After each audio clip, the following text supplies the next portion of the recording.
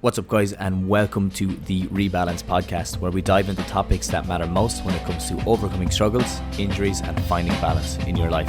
Everybody's idea of balance is that bit different, so my goal is to give you different perspectives, practical tips, as well as expert insights into what it means to live a balanced life. My name is Robbie Cassidy. I'm a physiotherapist and a health coach, and I've been helping people reignite their love for challenge, overcome their fear, and find more balance in their life through the process of self-development. So, let's get into it.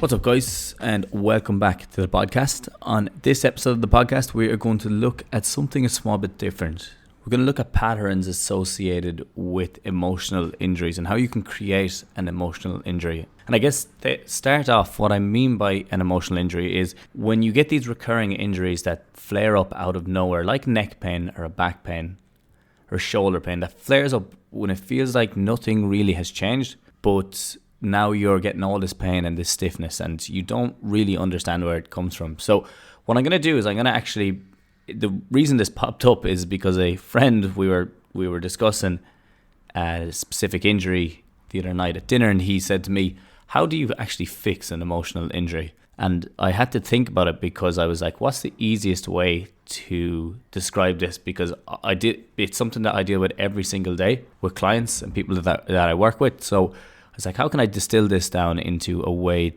that you could make it manageable and have a better understanding of it? And that idea of Charlie Munger's invert, and if you look at it the opposite way and say, how do you create an emotional injury, then it becomes a lot easier. Emotional issue, we might say. It becomes a lot easier then to figure out, okay, well, if this is how you create it, surely to fix it, then you avoid all of these and then do a few other things on top of that. So that's the idea behind this podcast, and I'll want to try give you an idea of the way it develops, I guess, the patterns behind it, and then what you can do to get it right.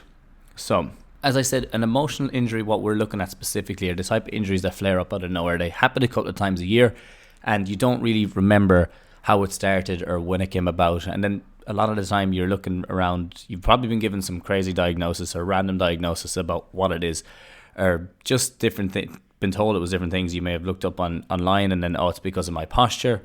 Probably the most common ones are the ones, it's because of my posture, because generally posture has nothing to do with it, and if posture was the cause, why would it kick up twice a year and not be around all the time?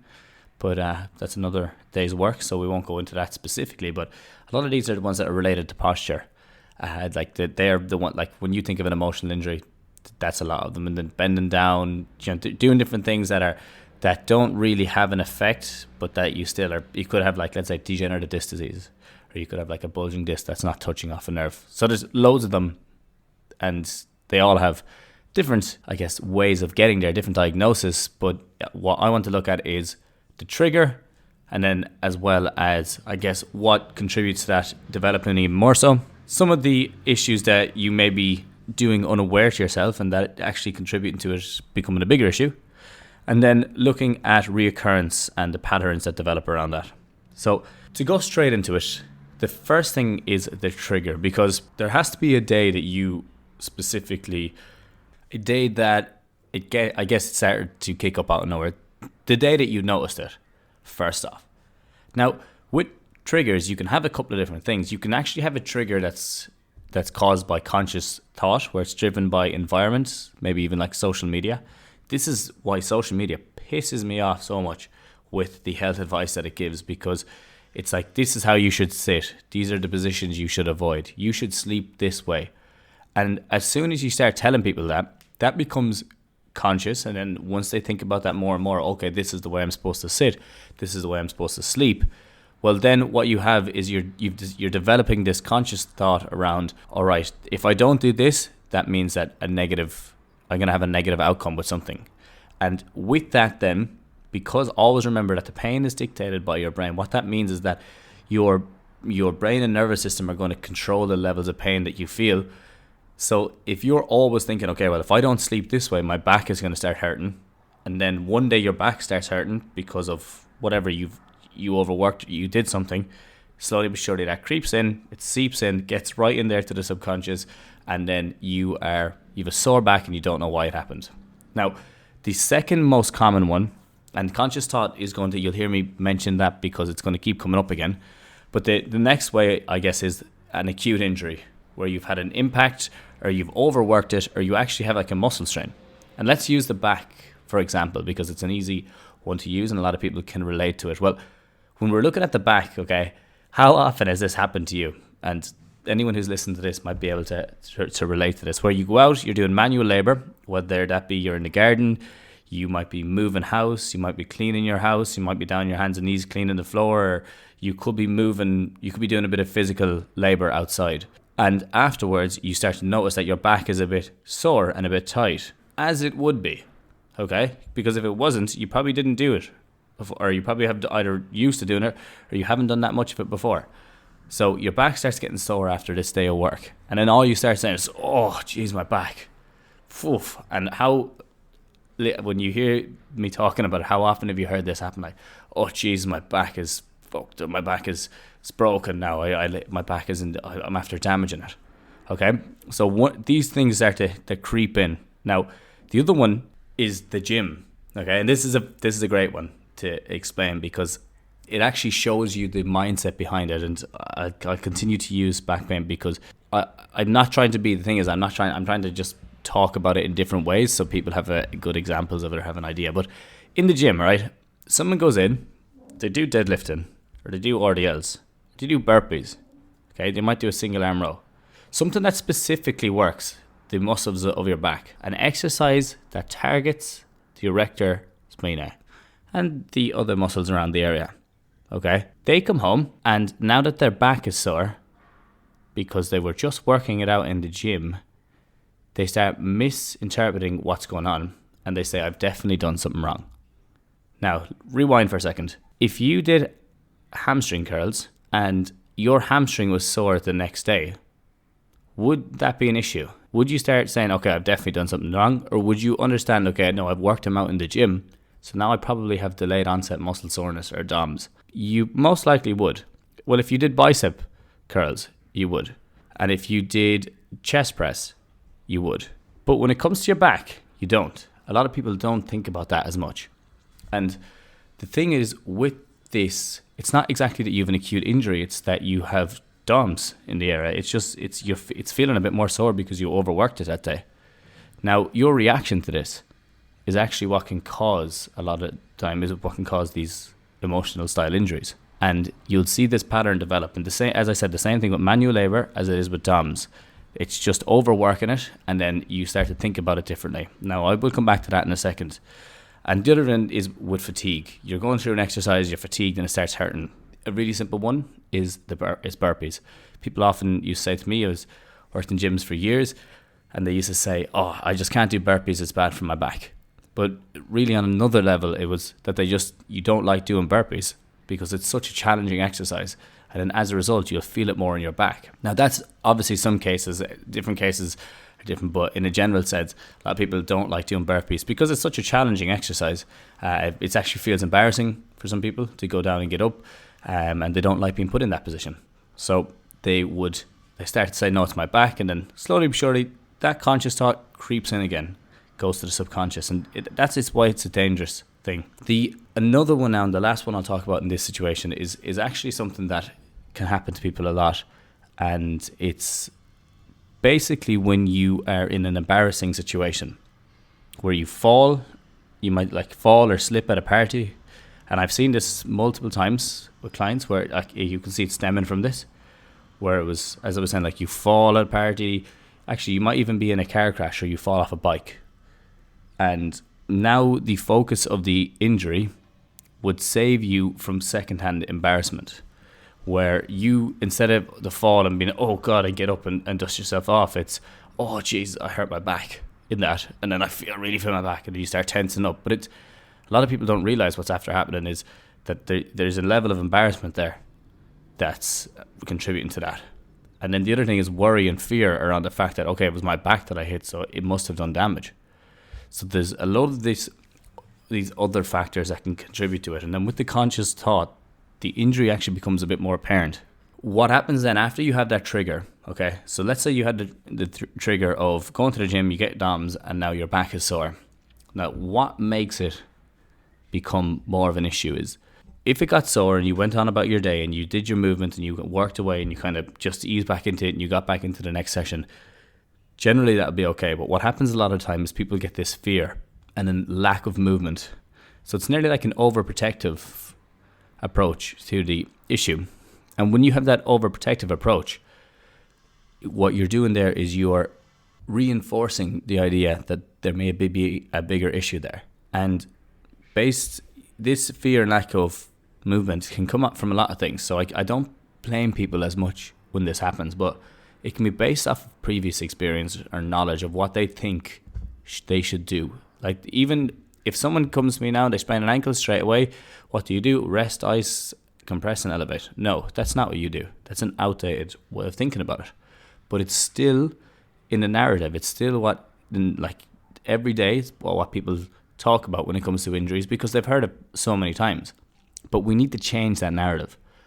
And the idea that when you go and you have an injury, to just stop and rest and do nothing is bad for you. It's actually, in a way, it's not good for you. It's not good for your health, and it's not good for your mental well-being. So previous experience and knowledge in this situation, and especially if it's happened to a family member before where they have a back injury, and I've seen this, I had a lady before who, putting them all together, who fell at a party. So obviously there was the embarrassment of that, and it hit her back, and then the next day it had gone into spasm. And okay, there was an impact injury there. Definitely, there's no problem. But at the same time, within 2 weeks of the party, her father was going in for a back surgery because he had back pain for a bulging disc. Now, that had happened 3 years previous. And slowly but surely, because there was such an emphasis around watching your back, protecting your back, if you don't, you have to go for surgery. Make sure you don't move it. Give it a chance to recover. That had developed, and it actually had soaked in and was cropping up 2 to 3 times a year.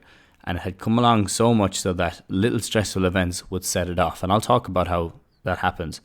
But little stressful events would actually set off the pain, and then she would be bedbound. She wouldn't be able to go to work because she felt that the pain was so bad. And you could see the pattern developing along the way with how it was a fall, and then the fear associated with it, and then the fear of the worst because her father had gone in for that surgery, and it just developed step by step, and each occurrence after only reinforced the idea of how bad an issue it was. Now, the other thing is that when you have these issues, if you start looking for quick fixes straight away, where you're looking for take anti-inflammatories, or you're looking to take painkillers, or you're looking to get a massage to fix it, or you're leaving it up to someone else to crack your back and to fix it. Now, that's when they become a bigger issue then, because that only emphasizes and really reinforces the fear and lack of movement and the fact that you need someone else to fix you. Resting too much is one of the worst things you can do. And rest is rust in a lot of ways, which is a saying I love. But not following through on your rehab as well is another one. Now, one of the most common ones, and I see this really, really often, and everyone, like I do it myself, everyone does it, is overreacting to the small stimuli, where it's not really that bad, but you still do the, oh, Jesus, oh, and it becomes a habit. That reaction becomes a habit, where you're, oh my God, I can't believe it, oh, it's so stuck, it's so tight, oh, it's desperate, it's awful bad, I can't believe this is the worst ever. Jesus, it's only getting worse every single day. It's debilitating. All this overreaction to small stimuli sooner or later develops into like a strong stimuli, a strong, painful stimuli. And with that, it's just going to keep developing and developing and developing.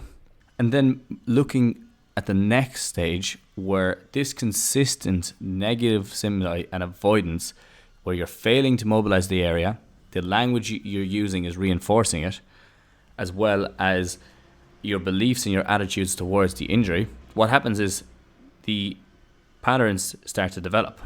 The body gets really, really good at recognizing stimulus and really, really good at recognizing changes in stimulus. And you can see this it's your nervous system actually becomes more sensitive at certain areas to pain, because the connection between, let's say, the pain pathway and your brain gets really, really strong. So the threshold for you to feel pain decreases. Now let's look at that in another way, all right? What else could be contributing to the negative stimuli? What's up guys, Robbie here. I hope you're enjoying the show so far. I just wanted to take a quick moment to ask for your help. Could you please take a minute to leave us a rating on whatever you're listening to this right now? The ratings and reviews mean the world to us, and they help us to understand what you love about the show as well as what we can improve on. Plus, it does actually help us reach even more listeners again. Thank you so much for your support so far, and we are getting straight back into it right now. Well, if there's a lot of outside factors playing a role at the time, like I just said about the lady whose father had injured her back and had gone in for back surgery, and the fact that she injured her back around the same time, that is a huge external factor playing a role. It's one of the closest people to her is going through a similar issue, but it's at a way more severe level. So her expectations are set to that level. Relationship stress is another huge one that contributes to it, where there's a lot of stress going on in the background and your nervous system is just ramped up. All of the signals are firing off all the time. You're in this fight or flight sympathetic state, and the body is just getting really used of recognizing these different stimuli. That's a huge one. The death of somebody around you at the time of injury. I've seen this with people who've come to me and someone in their family had died at the time of that the injury started to kick up. Think of the emotions and the stress that are going to be involved with that, and not the injury itself, but just the emotions and the stress involved in the environment at the time, and how the body processes things, and the fact that sleep is going to be affected, their movement, their activity levels are going to be affected, their whole life has been turned upside down, and you're adding this extra stimulus of extra injury on top of it. And how is the body going to react to that? Well, it's going to become even more able to recognize any type of change, because the emotions that you have really affect the way that your body reacts hugely. And that's why fear is one of the main contributors or main factors related to a recurring injury. It's because it's always there, and every time you worry about it, it starts to build and build.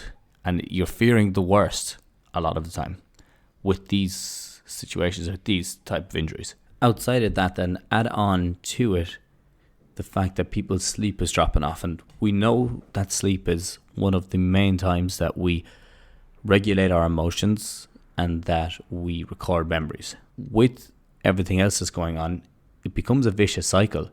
Our sleep drops off. We have all these life stressors going on around us at the time, and our body can only react with the inputs that it's given. So everything that is being catastrophized or made worse is going to be first off recorded that way, and then our ability to regulate our emotions is affected as well because of the sleep. So it just keeps one builds on top of the next. And as I said, then the body gets so good at recognizing it that connection in the pain pathway really develops and becomes very strong.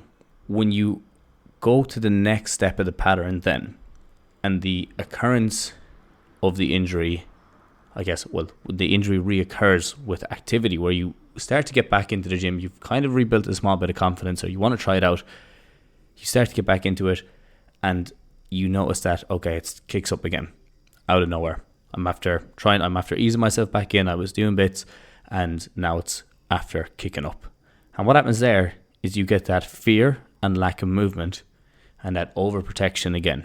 And with the overprotection, the pathway is strengthened. Your body becomes really good at recognizing it. Your threshold for pain drops down, and your beliefs of what's wrong and what happens become stronger. And once the beliefs become stronger, you need to start fighting against that. You're fighting an uphill battle, because if you believe you can't do something, well, very unlikely that you're going to do it, or you're going to attempt to do it.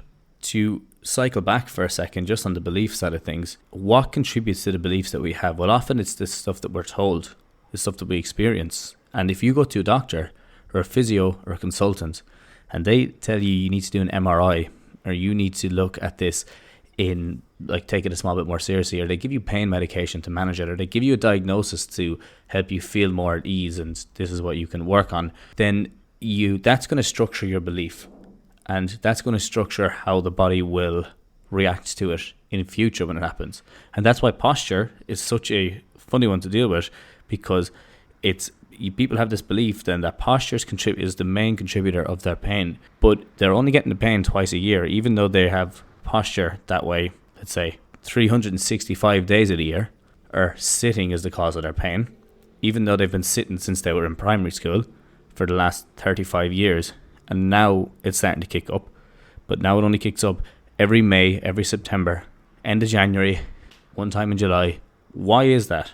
Like, when you lay it out, why do you feel that actually is? And it's a bit of cognitive dissonance in ways. And the thing is that it's not you that's actually doing that. A lot of the time it's what you've been told, what you've seen through social media. Like, there's a lot of pages on social media with over 1 million followers that are just still spouting out lies about what's going on because it's worked for the algorithm for them so far, so they continue to do it. Now, when that pathway is strengthened, we look at the next thing. Now it's really, really strong. So the issue itself has become a lot more emotional now than physical. The acute injury, if you had one, is gone. It's healed up. But the nervous system remembers the injury. The nervous system doesn't like any change in stimulus around that area because it doesn't want to injure it again. You have a lot of fear. You have overprotection. You're not moving the area. So now when you get a reoccurrence with a lot of stress, or if you get a disturbance in your sleep, in your fatigue levels or your energy levels or your mood, you start to get pain again in that area, because the pathway is so strong that when the nervous system lights up, it starts to give you pain in certain areas. And that's one of them. The back becomes it, or your neck becomes that area. And it becomes, when this is built up over months to years, it becomes your first reaction to get pain. So it can actually become an interesting one where you have an insight into your body that there's something going wrong, where you're getting neck pain and you're thinking, okay, well, there's something around me that's building up, or there's something that's happening that I'm not happy about and I'm stressed about. This negative pattern develops and it flares up with less input as the threshold has dropped so low. And this, in a way, is often how an emotional injury goes from, or a physical injury goes from a normal acute injury to a chronic one. It's a pattern that I've seen so often, and it's not going to be the one for every one of them, but you can be sure that if you have a chronic injury or chronic pain and you look at this pattern, there's definitely steps along it that have contributed to the issue that you're feeling. The reason I wanted to go and do this podcast is because if you understand this is the way that it develops, you can backtrack on that and you can look to overcome it by, first off, taking care of each of those steps along the way, where you first off focus on the language you use and the activity, and you start building up strength. You start working on it. You don't just rest all the time. You have to start coping with it and managing it a small bit better. And then with that, the body and the stimulus or the threshold will start to improve. So your threshold of pain will start to improve. You build on it again, you hit your limit, and then you build again. And that's often how you do it. That's often how you fix it. Other factors, as I said, that can contribute to it are the people around you, the environment that you're in. Are you catastrophizing yourself? And anytime you feel anything, you're making it out to be the worst thing that it could possibly be. You're specifically picking language to make it sound as bad as it could be. Disastrous, debilitating. Are you connecting to diagnoses that you've been given and using those as a fallback? The language you use is huge, and the beliefs that you use is huge as well. So with all of these, it's so important to first off get an understanding of where they happen. And sometimes you need to work with someone else to figure these out. A lot of the time, reflection is going to be one of the best ways of doing it. And that's why in as a plug here, but just in a program that I have been working on the last while, reflection is a huge component of it for back pain, because you're basically trying to teach people to figure out the triggers, figure out the language, and then once they know those, they can start to change them, figure out the habits and the behaviors that are really, really contributing to the issue itself. Outside of that, one more that I'd like to add in at the end, because I think this is a powerful one and one that people don't realize, is that withheld emotion, if you're holding something in that you want to put out there, if you're hiding something from the public and you have a lot of shame about it, this can really contribute to the issue that you're feeling. And oftentimes it can be really difficult to get that out, and that it's very difficult to talk to a friend or a family member about it, because Obviously, it's a hidden part of you. It's something that you're not ready to divulge. And you really have to look at, if you go to a physio, they probably won't ask you. If you go to a doctor or consultant, they're never going to mention it to you, really. So it might be that you just need to go into a psychologist and talk to them a small bit more about it. And it might be that you need to go to a counsellor and talk to them about it. But that idea of something that's withheld inside you, something that you're hiding from the world, can have a huge effect on the pain that you feel, and a huge effect on your ability to recover and live a happier life, live a confident life, and regain the confidence in your body. So I guess to finish up on this episode of the podcast, I want to come back on this point of, as we know, the body and mind are interconnected in complex ways, and the injuries that we have often develop from negative patterns of thought and behavior after a trigger has happened. So understanding how they develop can help us to break the pattern and rebuild the confidence we have in our body. To overcome an issue that's been nagging at you for a long time, you have to remember to listen to your body, trust your instinct, and really be patient. You may feel that it's gone and it may crop up again, but it's your ability to be consistent with that that's going to have the biggest effect on your long-term outcome. But that's all we're going to talk about today on this podcast.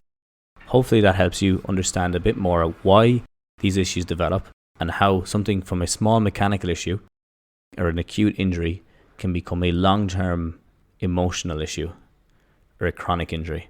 And if anyone has any questions, just get on to me on Instagram at The Mobility Tutor. Let me know, and let me know what you thought of the podcast and if it makes sense, if you want me to do more like this. But that is all for me, and I will chat to you all again next week. Have a good one. Okay guys, thank you so much for listening to today's podcast. I hope you enjoyed the show. If you're looking to learn more about what we do, as well as check out any of the mobility and rehab programs we have available, just head over to the description of this podcast and you will find a link to all the programs there. As always, thank you for listening, and I will chat to you all again in the next episode. Have a good one.